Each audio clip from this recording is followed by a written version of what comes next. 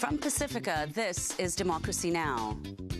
We've done about, in the last 12 years, about 70,000 interviews across America, to people coming to talk about what's important in their lives. And a lot of these stories are talk about work. And what this book is a love letter to people, teachers, nurses, as you said, social workers, people who don't get the credit they deserve. Today, Callings, The Purpose and Passion of Work. A new book by Dave Isay and StoryCorps presents unforgettable stories from people doing what they love. That was one of my daddy's saying, when it's too tough, everybody else is just right for me. Like I can remember one time when we were racing Atlanta 500, and he was sick. He needed an operation. And I said, Daddy, we don't have to race today. He whispered to me and said, lift my legs up and put me in the car. He drove 500 miles a day. We'll talk to Dave Isay about StoryCorps, his new book, and the recent death of freed death row prisoner Maurice Bickham. All that and more coming up.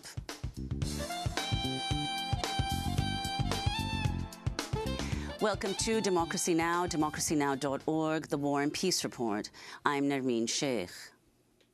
The United States and Russia have reached a deal to extend a fragile ceasefire to the embattled Syrian city of Aleppo. A surge in fighting between rebels and the Syrian regime has killed about 300 people there over the past 2 weeks. The city now appears relatively calm, with reports of sporadic violence. UN Undersecretary General Jeffrey Feltman condemned the recent attacks on area hospitals. Ever more shocking reports have been received from Aleppo City over the past 2 weeks.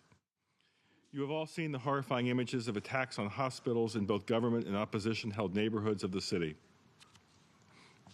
Let me be absolutely clear once again.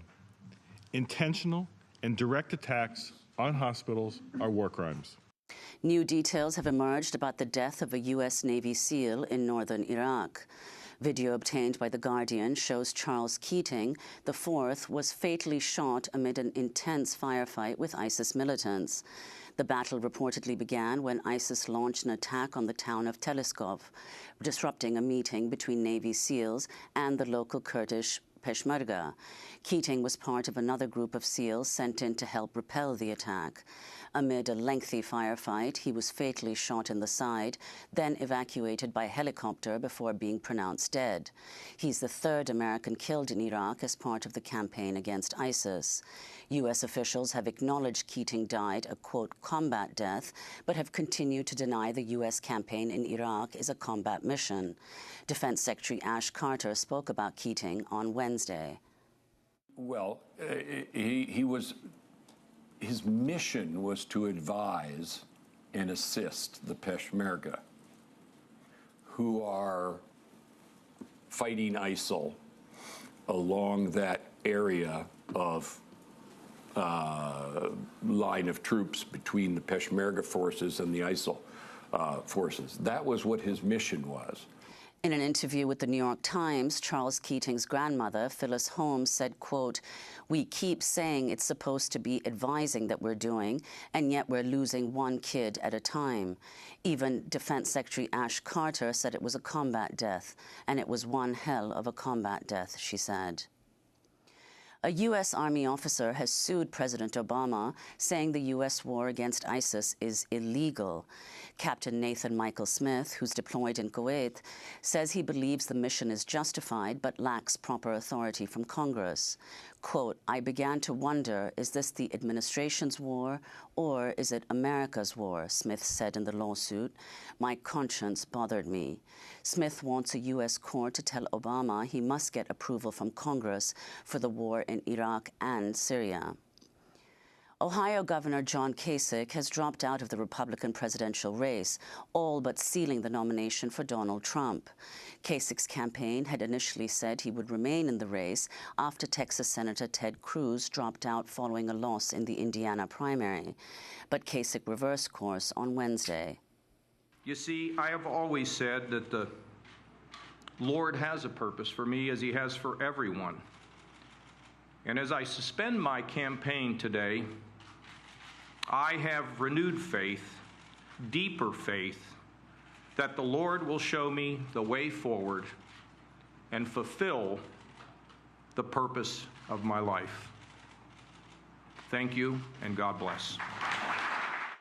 The Canadian province of Alberta has declared a state of emergency over a massive wildfire that has forced all 88,000 residents to flee the city of Fort McMurray in the heart of the oil sands region.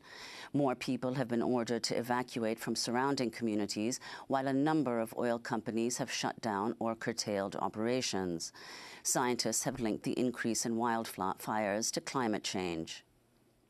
President Obama criticized what he called a, quote, man-made disaster in the city of Flint, Michigan, Wednesday during a visit to address the city's water crisis.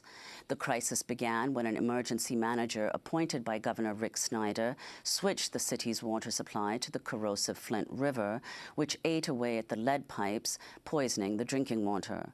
During his visit, Obama took sips of filtered water to reassure residents it's now safe.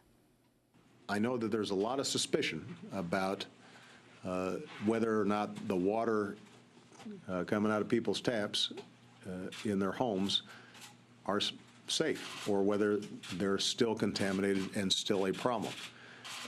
And I want to emphasize that the EPA has looked at this very carefully, and they are very confident that if you use a filter,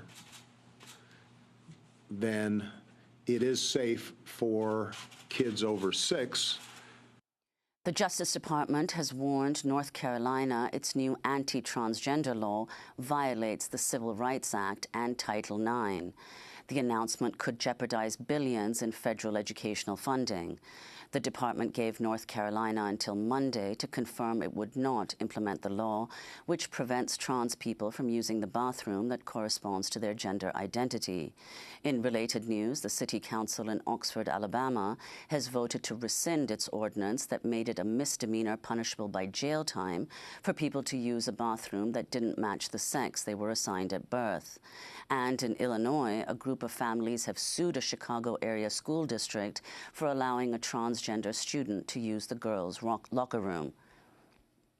In Egypt, a court has sentenced human rights activist Sana Saif to 6 months in prison on charges of, quote, insulting the judiciary.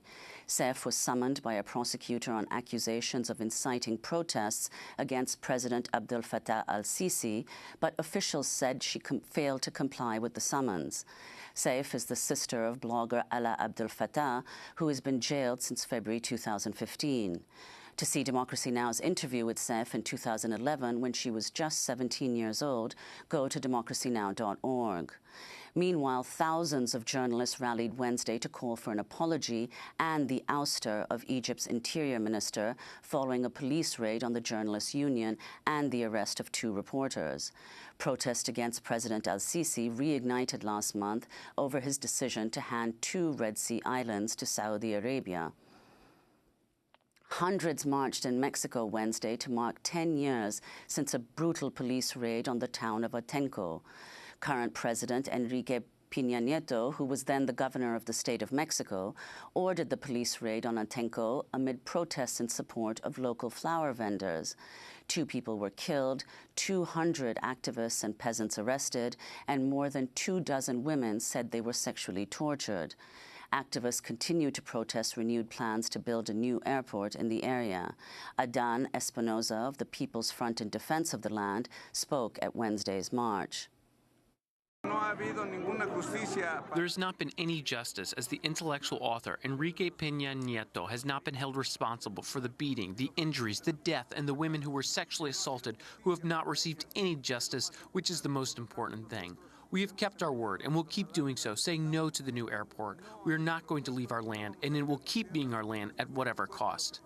And an Israeli army general has compared modern-day Israel to, quote, nauseating trends in 1930s Germany. The Israeli military's deputy chief of staff, Major General Yair Golan, made the remarks Wednesday evening on Holocaust Day, saying, quote, after all, there is nothing simpler and easier than hating the foreigner. There is nothing easier and simpler than arousing fears and intimidating. There is nothing easier and simpler than becoming bestial, foregoing principles, and becoming smug. Following a firestorm, he was forced to walk back the comments, saying he had not, quote, intended to compare Israel to Nazi Germany. And those are some of the headlines. This is Democracy Now!, democracynow.org, The War and Peace Report. I'm Nermeen Sheikh. Today, we spend the hour with Dave Isay, the founder of StoryCorps. Over the last 12 years, StoryCorps has gathered the largest single collection of human voices. In 2003, the first StoryCorps recording booth opened in New York's Grand Central Station. Since then, 250,000 people have recorded interviews with their loved ones through StoryCorps. Dave has just published a new book titled Callings, The Purpose and Passion of Work. Amy Goodman and I recently interviewed Dave Isay about the book, but we began by discussing the case of Maurice Bickham, a former death row prisoner who recently died at the age of 98. In 1958, Bickham, an African-American, was sentenced to death for shooting and killing 2 police officers in Manville, Louisiana, even though Bickham said the officers were Klansmen who had come to kill him and shot him on the front porch of his own home. Many other people in the community also said the officers worked with the Ku Klux Klan, which was a common practice in small southern towns. Maurice Bickham served 37 years at Angola State Penitentiary in solitary confinement for 23 hours a day. Dave Isay chronicled his story in the 1989 radio documentary, Tossing Away the Keys. Bickham won 7 stays of execution, but Louisiana's governors repeatedly denied him clemency until, under enormous pressure, he was finally released in 1996. Days after he was released, he traveled to New York, where he was interviewed on WBAI's Wake Up Call by Amy Goodman, Bernard White, and others. Wake Up Call had closely followed Bickham's case and helped give it national attention. We began our interview with Dave Isay by playing for him Maurice Bickham in his own words. I was shot through the heart and my navel string shot off, and I asked the Lord, I said, Lord, I know you're a good God, and you made one promise. Honor thy father in the months, your days be long upon the land which the Lord thy God giveth thee. I said, I might not have been an obedient child, but I tried. And I said, for that reason, allow me to have a few more days. And he did. From that day, I had a good walk with God, but I never had a personal relationship with him until I was laying at the point of death with a bullet shot top of my heart all with. He showed me that I was going to get up in 48 days. I'm up and working. When I got shot in 52, I asked the Lord, I said, if it ever be anything else like this, give me something to shoot. Let the other man die, not me. 6 years from that day, I was reminded of those words, and I got into it at that time, and I had served 37 years for it. I could have at least said to the Lord, don't let this happen anymore, and it wouldn't have happened. But I was a person that didn't see but one way, and that was my way. It wasn't God's way. And I was told of many ministers and many people that something hit me in my head, told me to do what I did, and they said, oh no, the Lord ain't never told you. I said, well, I know there wasn't no spirit in the world tell me to do something. When it's over, it said everything gonna be all right, and I lived through 7 stages of execution, all the heart attacks and the operation I had, and come out in good enough health to be flying all over the world. Nobody can tell me God wasn't on my side. That was Maurice Bickham in the studios of WBAI. It was back in 1996. The studio was packed. I remember it so well. It was Martin Luther King Day. And he came in with his family, with his daughter. I think his grandson might have been there.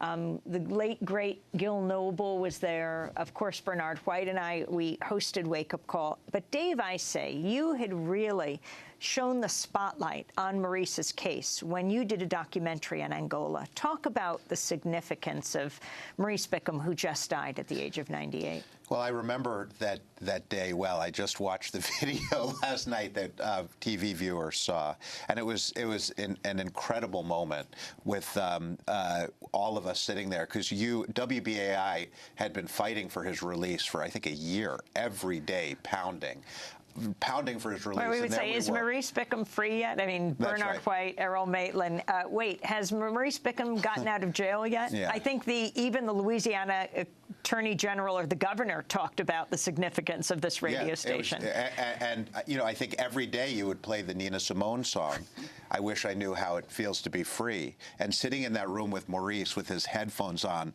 as he rocked back and forth 48 hours after getting out, you know, listening to that song with his kids and his grandkid crying was just one of the most remarkable moments, I think, of my life. So he was, I mean, it was an absolutely insane case. I mean, these two sheriff's deputies had come to his house.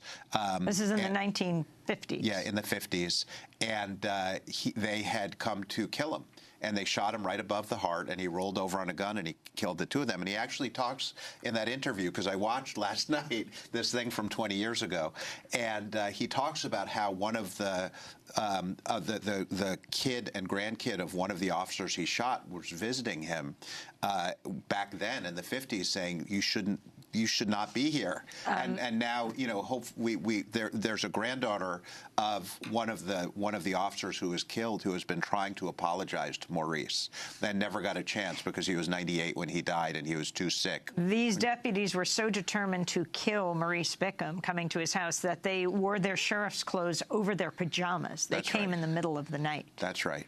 And I heard that they claimed that they had to kill him because he was angry for not allowing him to get into the car with them or something, like just some absolute craziness. Dave, he was a fine human being. You had discovered him when you did your documentary Throwing Away the Keys about Angola. 30 years ago.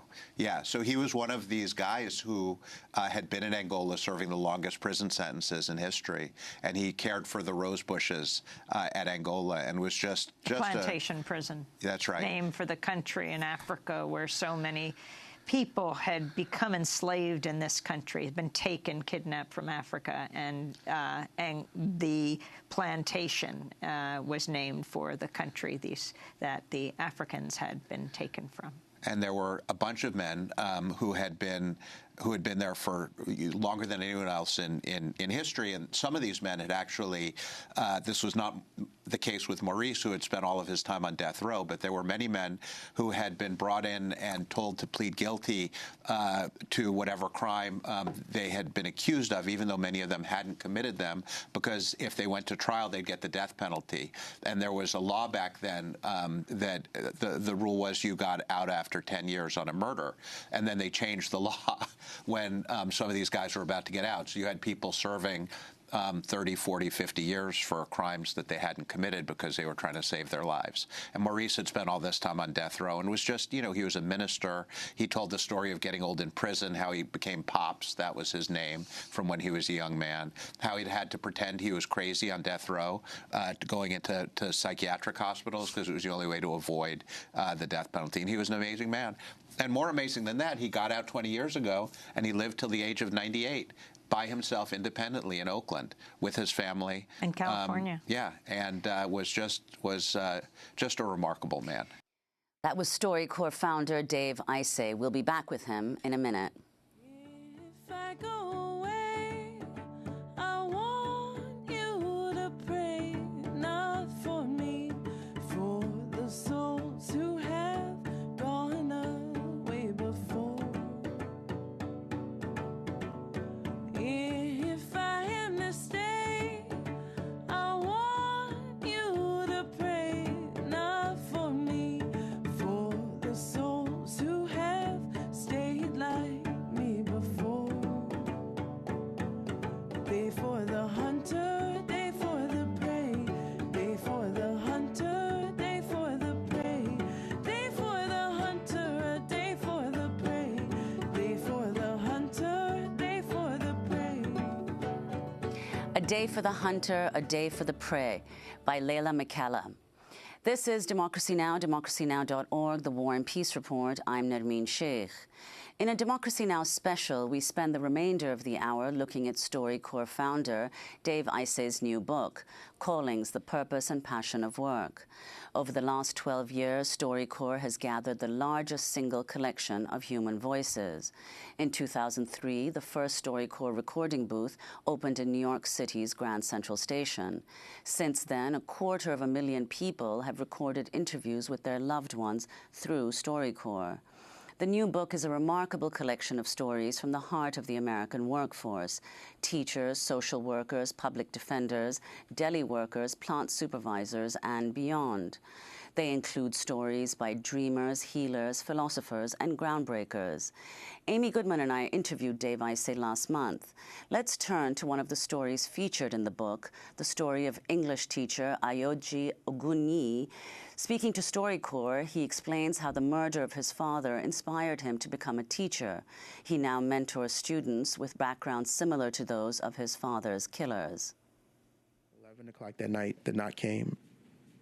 They told us that my father was found in the alley and he was murdered. I remember yelling no really loud, and my brother was going haywire and he punched a hole in the wall, and then my mother she started to pull her hair and she scratched her face. They found the murders in 4 days. They were 18, 19, and 22. I was angry. I was very, very angry. I didn't want to retaliate. I just wanted to just ask them why. What happens to a person? Where do they get lost to become murderers?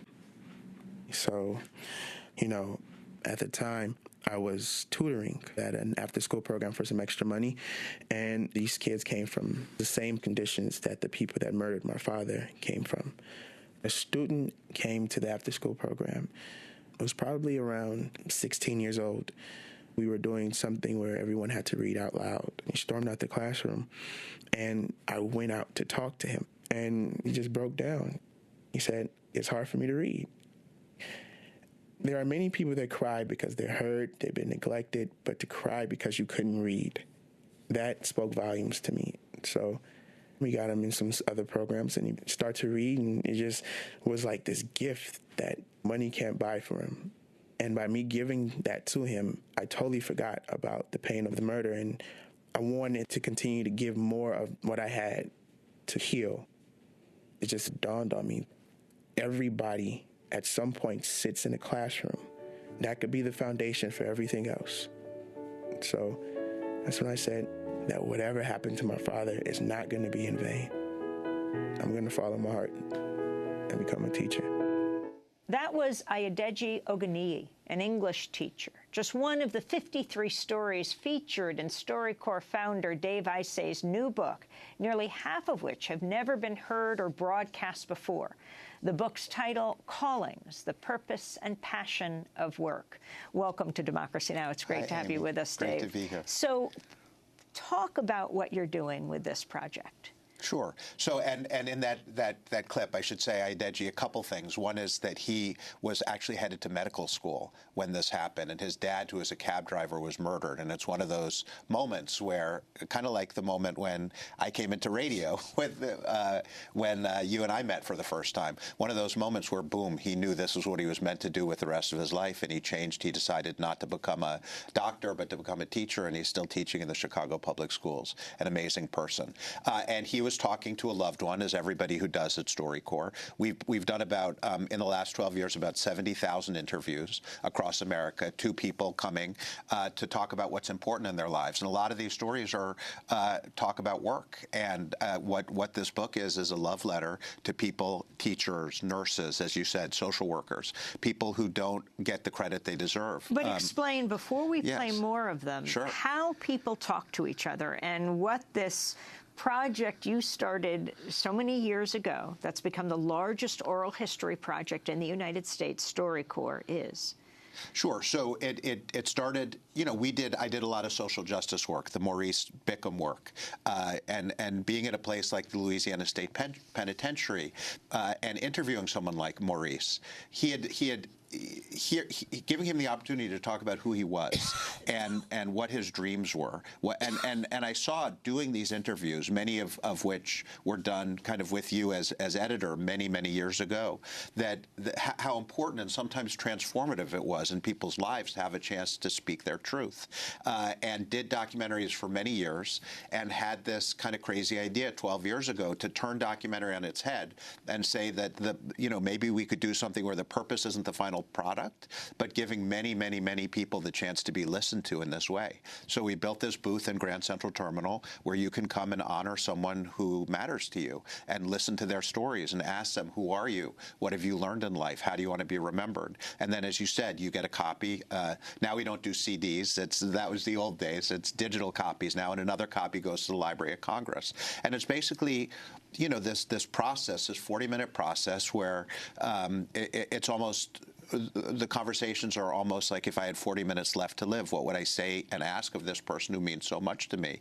And so a kid interviewing her father, or co-workers coming in talking together. That's right. A student interviewing her teacher. That's right. And we work with hundreds and hundreds and hundreds of nonprofits across the country each year so that they can tell the clients that they serve about StoryCorps, and those folks can come in and become part of American history as well. So your great-great-great-grandkids can get to listen to this at the Library of Congress. And you know what that experience, you know, reminds people many times is just how much their lives matter, and that they won't be forgotten, and that their stories are important.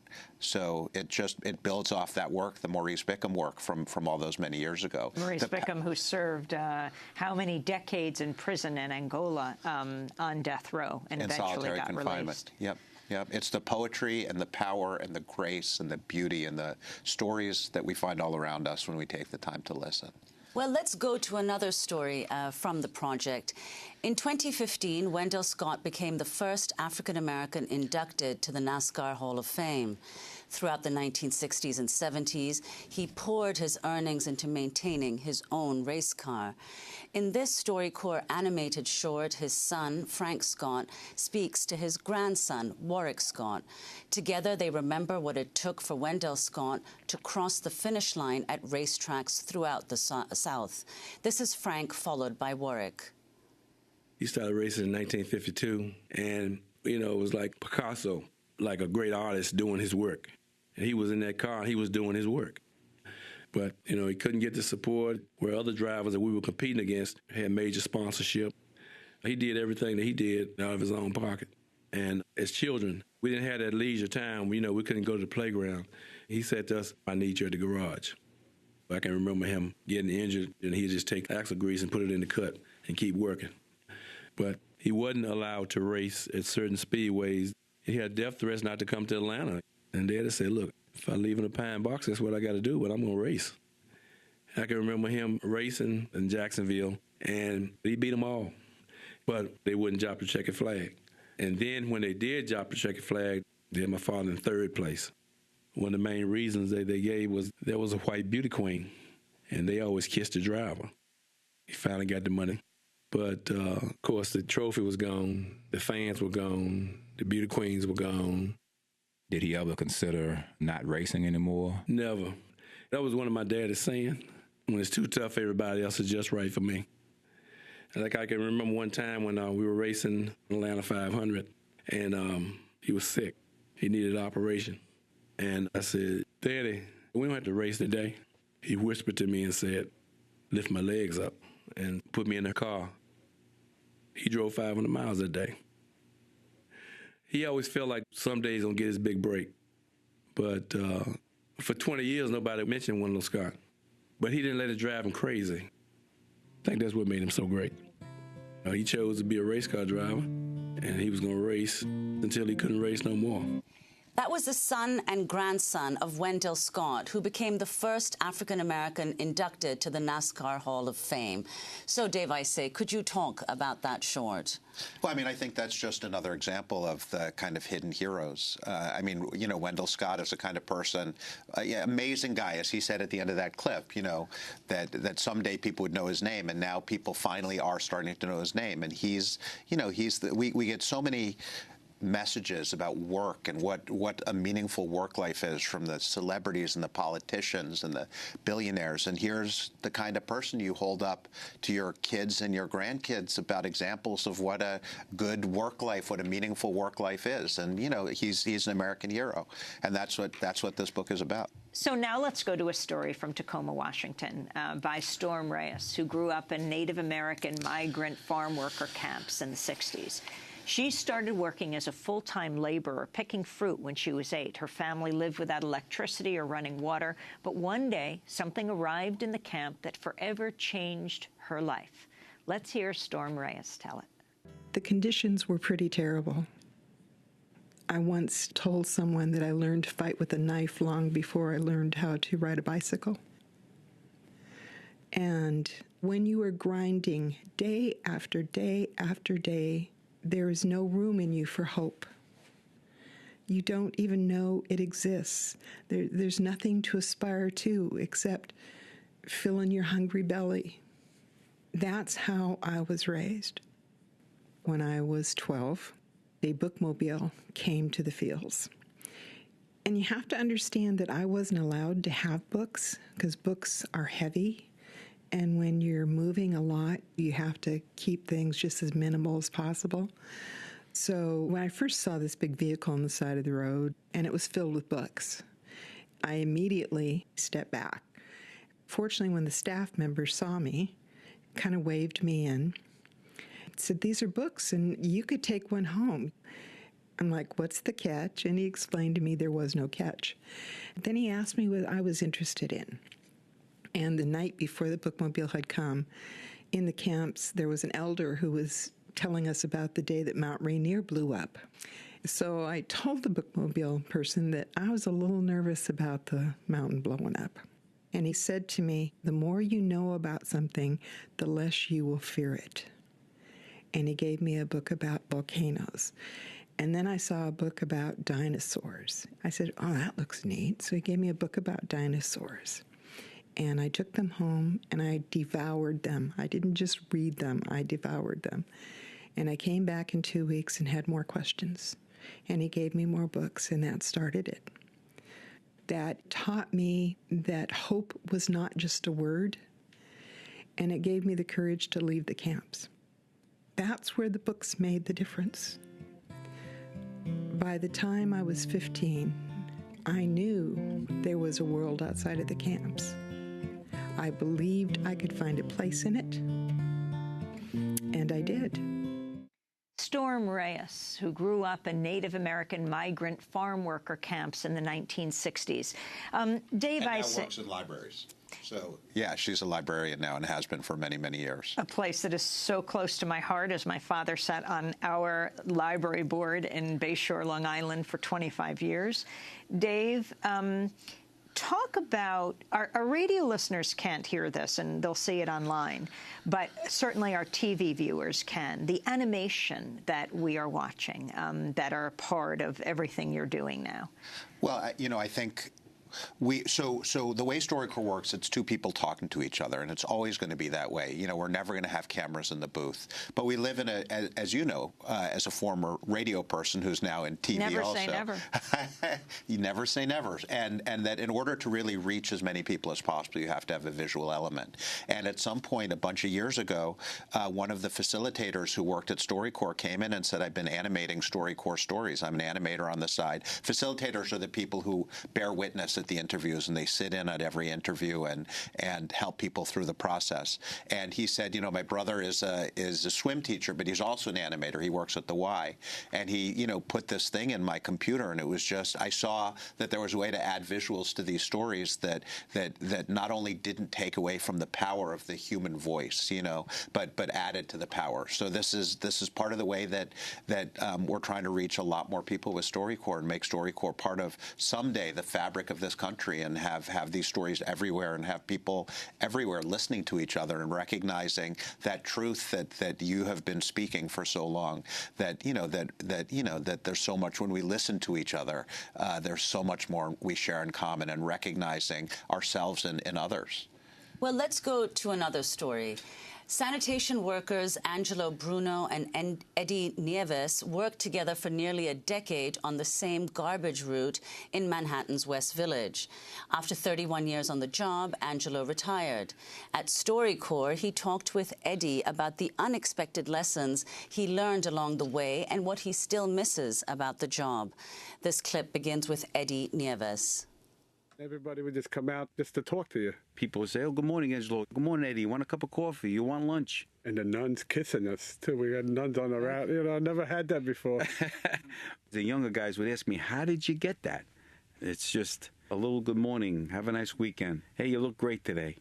I could do 14 tons of garbage. I can't lift a baby carriage off a step and carry it down or hold someone's baby when they went to get their car. The garbage ain't going nowhere. You know, the garbage will be there half hour from now, an hour. So when you get it, you get it. He made a statement one day that he does all of the work and I do all the talking. It came out wrong. Look how he's getting at us. It just came out wrong. I deserve it.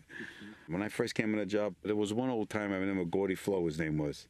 One day he stopped the truck. He tells me, "Angelo, you look down this block first.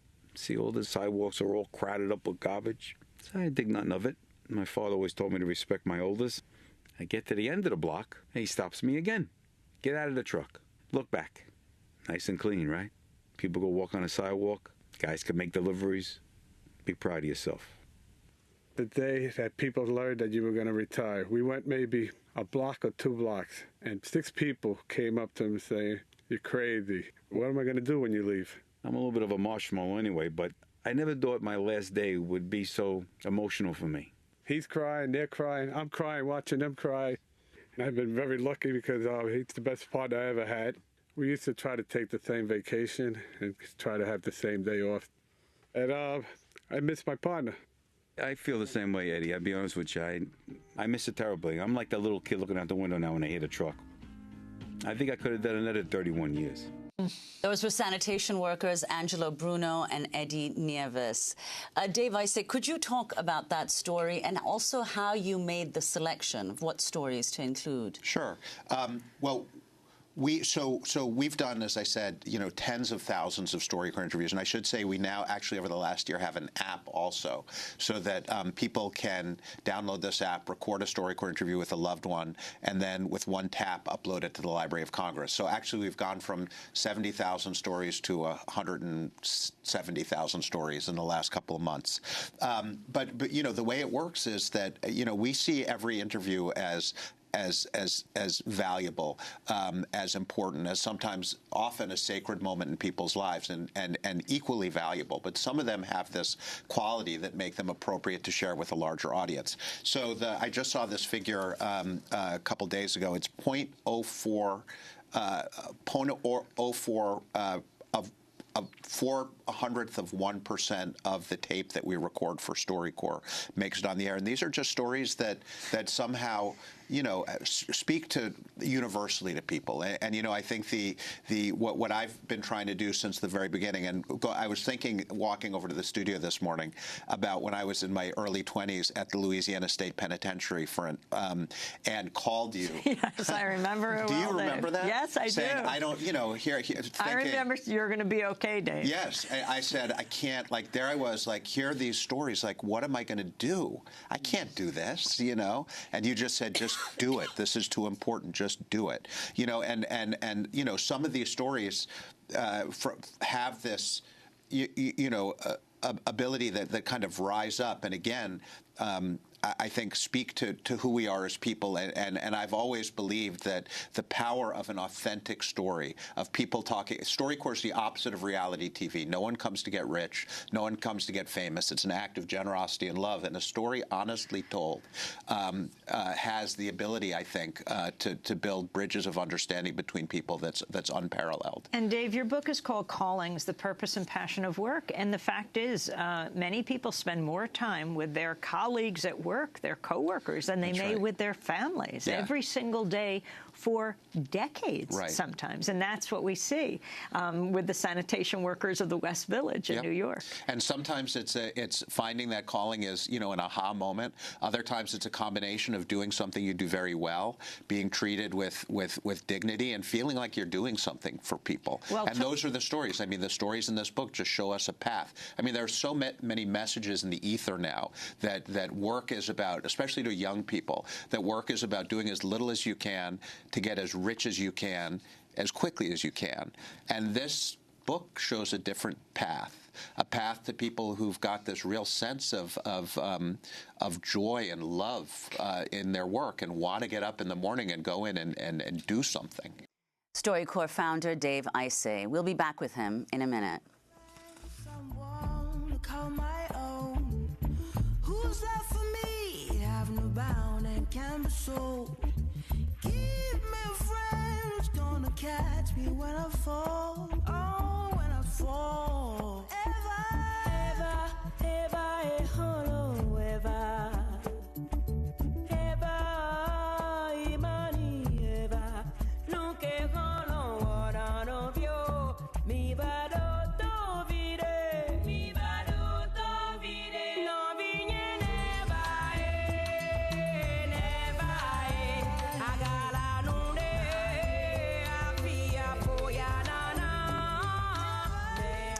Eva by Angelique Kidjo. The Grammy Award-winning musician has just received Amnesty International's top human rights award, along with 3 African youth activist movements for their work standing up to injustice. This is Democracy Now!, democracynow.org, The War and Peace Report. I'm Nermeen Sheikh. We continue our conversation with StoryCorps founder Dave Isay. StoryCorps is the award-winning National Oral History Project that over 12 years has gathered the largest single collection of human voices. This is one of StoryCorps' animated video clips. It tells the story of Ronald McNair, a physicist who became the second African American to go into space. He died in the NASA Challenger shuttle explosion in 1986. His brother Carl talked about Ronald and his childhood in Lake City, South Carolina. When he was 9 years old, Ron, without my parents or myself knowing his whereabouts, decided to take a mile walk from our home down to the library, which was, of course, public library, but not so public for black folks when you're talking about 1959. So as he was walking in there, all these folks were staring at him because they were white folk only, and they were looking at him and said, you know, who's this Negro? So he politely positioned himself in line to check out his books. Well, this old librarian, she says, this library is not for coloreds. He said, well, I would like to check out these books. She says, young man, if you don't leave this library right now, I'm going to call the police. So he just propped himself up on the counter and sat there and said, I'll wait. So she called the police and subsequently called my mother. Police came down, 2 burly guys come in and say, well, where's the disturbance? And she pointed to the little 9-year-old boy sitting up on the counter. He says, man, what's the problem? So my mother, in the meanwhile, she was called. She comes down there praying the whole way there. Lord Jesus, please don't let them put my child in jail. And my mother asked the librarian, what's the problem? Well, he wanted to check out the books, and you know your son shouldn't be down here. And the police officer said, you know, why don't you just give the kid the books? And my mother said, he'll take good care of them. And reluctantly, the librarian gave Ron the books. And my mother said, what did you say? He said, thank you, ma'am. Later on, as youngsters, a show came on TV called Star Trek. Now, Star Trek showed the future where there were black folk and white folk working together. Right. And I looked at it as science fiction because that wasn't going to happen, really. But Ronald saw it as science possibility. Mm-hmm. You know, he came up during a time when there was Neil Armstrong and all of those guys. So how was a colored boy from South Carolina wearing glasses, never flew a plane, how was he going to become an astronaut? But Ron was the one who didn't accept societal norms as being his norm. I mean, that was for other people. And he got to be aboard his own Starship Enterprise. That was Carl McNair, the brother of Ronald McNair, a physicist who became the second African American to go into space. The text at the end of that remarkable story reads, the library in Lake City was renamed the Dr. Ronald D. McNair Life History Center on January 28, 2011, 25 years after the Challenger explosion. Well, Democracy Now!'s Amy Goodman and I recently sat down with Dave Isay and asked him about the significance of McNair's story and the many others that StoryCorps has chronicled over the last 12 years. Well, I think watching that famous Mary Oliver line from her poem, "Tell me, what is it you plan to do with your one wild and precious life?" And, he did it. And that, again, those are the stories in this book. Those are the stories we celebrate in StoryCorps. And I should say another thing that happens all the time in this book are people thanking people who helped them find their calling. And I just want to take a second to thank you for being the person when I fell into radio 30 years ago. I don't know, Nermeen, if you know this story, but I found a story that I thought someone should do, and I called Amy, and she said, "It sounds like a good story. Why don't you do it yourself?" And I went and recorded the story. Let's just be clear. You didn't just call me. You called me every night after the WBAI newscast, right when I got off the air, and you'd say, "That was a really nice newscast, but I didn't hear the story on the Museum of Drug Paraphernalia that some people hope to build in New York." And I said, "Oh, okay, sorry, sir. I don't even know what story that is." And the next day you'd say, "Great newscast, but where was that story?"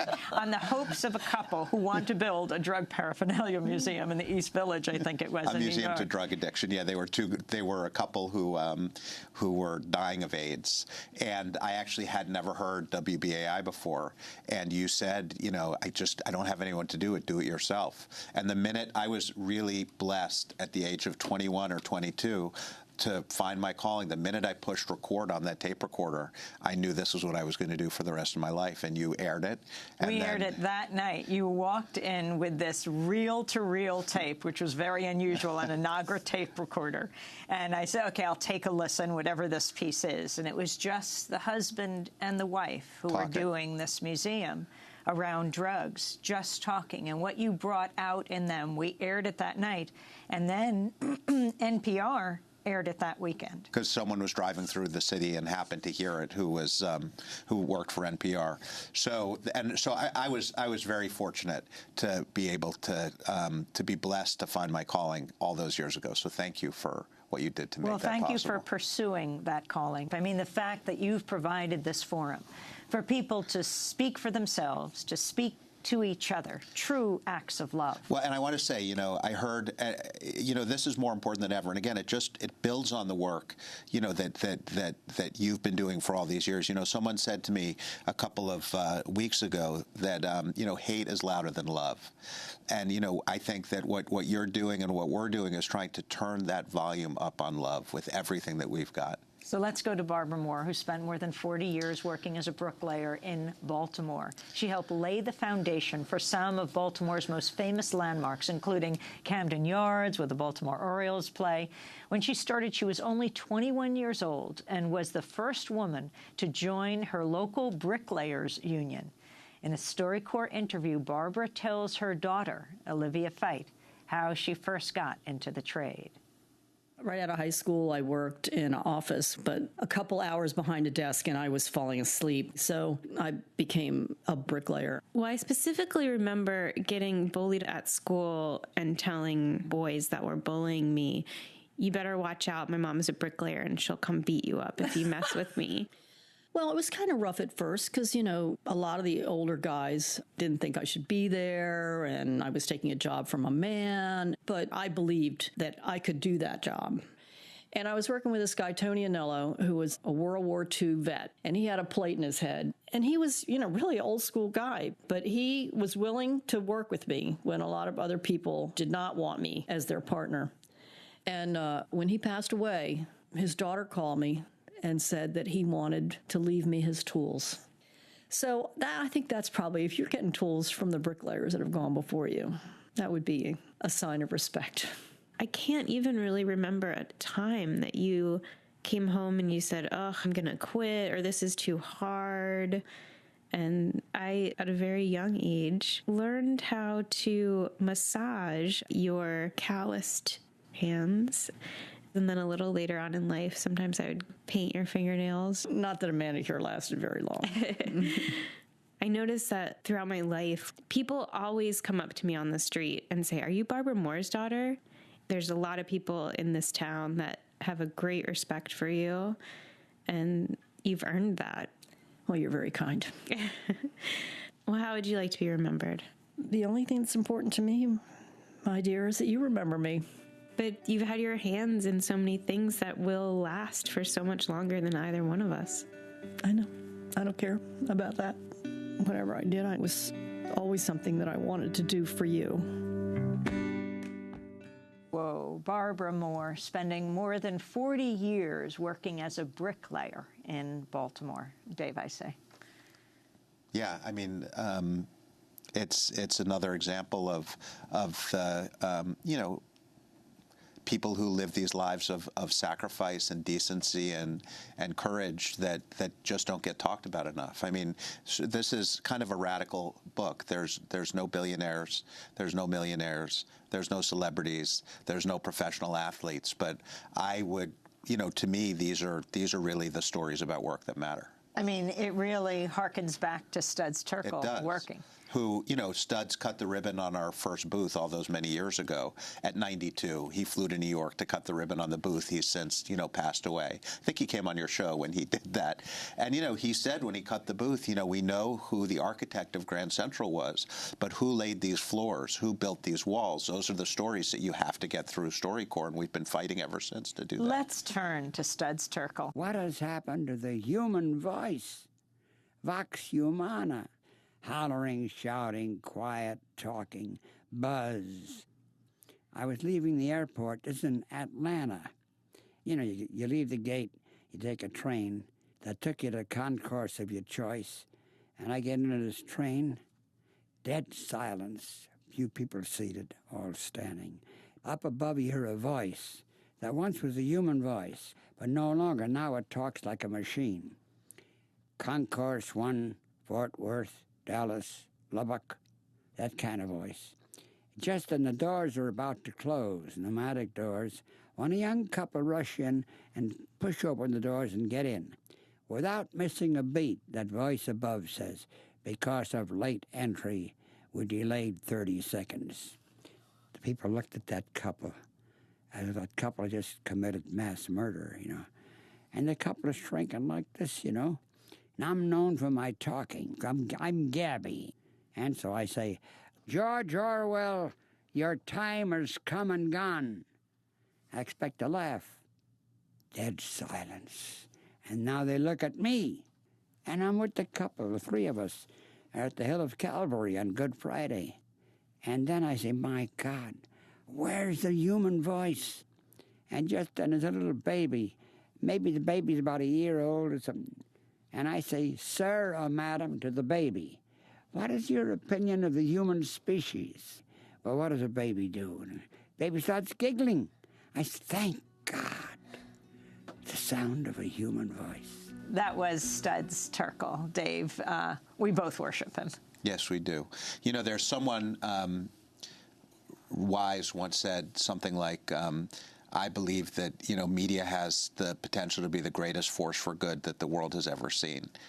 I think that was you. And that's something that Studs believed, and that's something that I believe, and I know that's something you believe. And I believe the media can be the greatest force for peace on Earth because it provides a forum for people to hear each other, and that's the beginning of understanding, and understanding is the beginning of peace. You got it. And that's, I mean, we are not listening to each other. We don't listen to each other. And so much of the, you know, people fear people that they don't know. And I think that this work and the work we do is to try and let people meet and understand and know people who otherwise they might have been afraid of or never had the chance to talk to. And that's just such an important piece of the puzzle for helping us move forward and becoming a stronger and better country and world. Well, in 1991, Reverend Eric Williams was a new pastor at the Calvary Temple Baptist Church in Kansas City, Missouri. At StoryCorps, he told his colleague Jeanette Berkeley Patton about his first experience ministering to the family of an AIDS victim in his church. So I get a call from a local funeral home. She said, I've got a really big favor I want to ask. There's a kid that died. He'd been a member of the church all his life. His parents were very active in the church. Mom sang in the choir. At any rate, he's 25 years old, and he died of AIDS, and he just happened to be gay. She said, when his pastor found out how he died, he said, well, you know, I'm not going to do the funeral. and it can't happen in our church. So how did you respond to that then? They didn't want to do it. Didn't want to do it. It's not appropriate for one pastor to go against what another pastor has said. This is what I'm going to do in my congregation. And I was perfectly all right with that until I went home and started thinking about this family. You know, everything good that I've been able to accomplish has started with some kind of a burden, and AIDS burdened me. So reluctantly, I did the funeral, met the parents of this kid, and I was used to black dads disowning their gay sons. That was the thing to do. My son can't be gay, but not this family. This father and this mother, they celebrated his life. They embraced all of his friends. And, they taught me more about unconditional love in that little experience than any of the Sunday school books and any of the courses in seminary or any of it. And that was the event that kind of rearranged my life. Dave Isay, can you tell us about this extraordinary story? Well, I know that Reverend Williams, since that day, has been running an AIDS ministry, and it's one of those moments that, again, that happen in life when people are lucky enough to have something happen where you just know. And as Amy said earlier, finding your calling, it's never easy. It takes it's blood, sweat, and tears, incredibly hard work. You have to fight for it. But as you guys know, there's absolutely nothing better than it when you're doing that work that you're meant to do. Let's go on to a story told by a teacher named Al Seidlecki, or Cy, as the students call him. He's been teaching science at Medford Memorial Middle School in New Jersey for more than 3 decades. A while ago, Cy was helping a group of students study for a test when he received an urgent phone call from a neurosurgeon. As it turns out, the doctor on the phone was Lee Buono, who was one of Cy's students back in the 80s. At StoryCorps, the two sat down to tell the rest of their story. This story begins with teacher Cy. I would never forget you because of that day that you stayed after school to do the dissection of the frog, brain and spinal cord. And I said, you have the hands of a surgeon. You could be a brain surgeon, I told you. I do remember that. And I remember I didn't want to be anywhere else. So that day when I called you, this patient comes in and he's got a benign tumor. It's pushing on his speech area. He can get some words out, but it's almost unintelligible. It's almost like someone's sewing your mouth closed. So I'm talking to his wife, and we tried to lighten up the situation, and they started asking me about myself, and they asked me who inspired me. So, of course, I mentioned you. We have the surgery. He gets his speech back. And he's just excited and happy and crying and wanted to just hug me. And he said, you make sure you call that teacher. You make sure you thank him. So I called you. I picked the phone up and you go, hey, it's Lee Buono. I said, hey, what's going on, man? I haven't heard from you since you were in high school. And you said, I want to thank you. I was flabbergasted. I said, of all the people in your entire career, you want to thank me. It was the same feeling I had when my kids were born. And I started to cry. Made me feel really important that I had that influence on you. Lately, I almost am afraid to say that I'm a teacher to some people. But I'm not, because you called me. I'm a teacher. And I'm going to help as many people as I can to find their passion, too. And that does it for today's show. That was Al Seidlecki speaking to Dr. Lee Buono. Thank you to Dave Isay for joining us. He's the founder of StoryCorps and author of the new book, Callings, The Purpose and Passion of Work. Amy Goodman will be broadcasting from Seattle tomorrow. She'll be speaking in Olympia, Washington tonight at Evergreen State College Recital Hall. Friday night, she'll be at Seattle Town Hall. On Saturday, it's Mount Vernon at noon. Sunday, she'll be in Eugene, Oregon at 2 and Portland at 7:30. Check our website for details at democracynow.org. This is democracynow.org. I'm Nermeen Sheikh. Amy Goodman will be back tomorrow. Thanks so much for joining us.